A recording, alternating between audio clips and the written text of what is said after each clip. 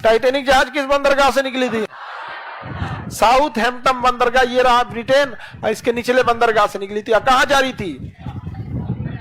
New York जा रही थी। कहां जा रही थी? न्यूयॉर्क। लेकिन लेब्राडोर की ठंडी जलधाराओं के कारण सारगैसो सागर का पानी बर्फ बन चुका था और यहाँ बहुत बड़े आइसबर्ग घूम रहे थे। आइसबर्ग जितना दिखता है उसका लगभग 9 गुना नीचे रहता है।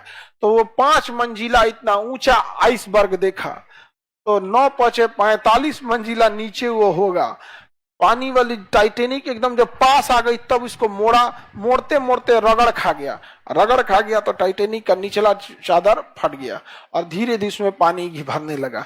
इसको बचाया जा सकता, टाइटेनिक को तो किसी कीमत पे नहीं बचाया जा सकता था, लेकिन उसके लोगों को बचाया जा सकता था, जिसमें 2 गलतियां हुई। पहली कि जो उसमें लाइफ बोट थी, छोटी जहाजें जिससे डूबे हुए लोगों को निकाला जा सके पहले, तो जो उसमें बिजनेस क्लास वाले जो अमीर लोग थे, किसी भी पानी वाली जहाज और जहाज में देखिएगा ना, अमीरों का एक अलग सीट होता है।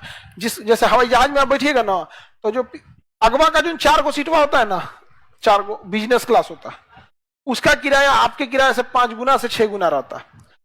अगर आप यहां से दिल्ली से मुंबई अगर आप 8,000 में जा रहे हैं तो 40,000 लेगा और उसको बहुत अच्छा से खातिरदारी किया जाएगा वहां पे।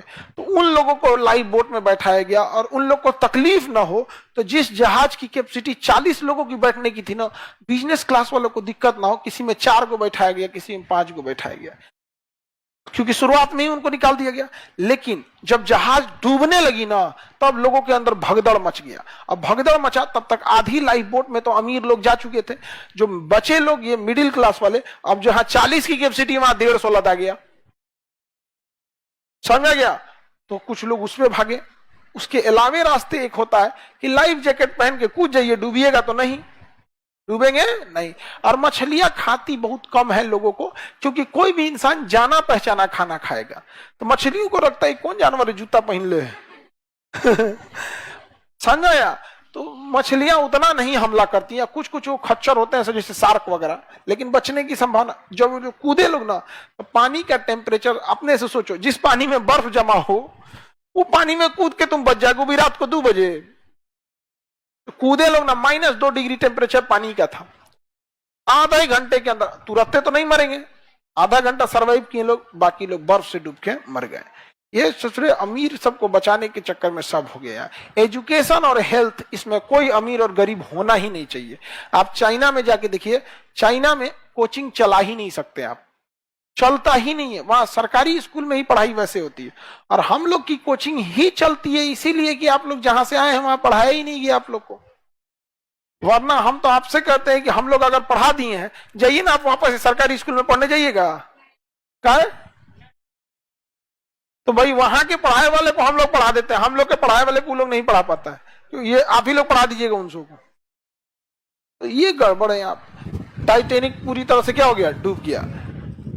समझ में गया? 10 अप्रैल 1912 को निकली थी, 1912 को निकली और 14 अप्रैल की रात को डूब गई, 4 दिन बाद। 14 अप्रैल 1912 को क्या हो गई? डूब गई बेचारी। कौन? टाइटेनिक को बचाया जा सकता था। 2 गलतियां ये हो गई, समझ में आ गया?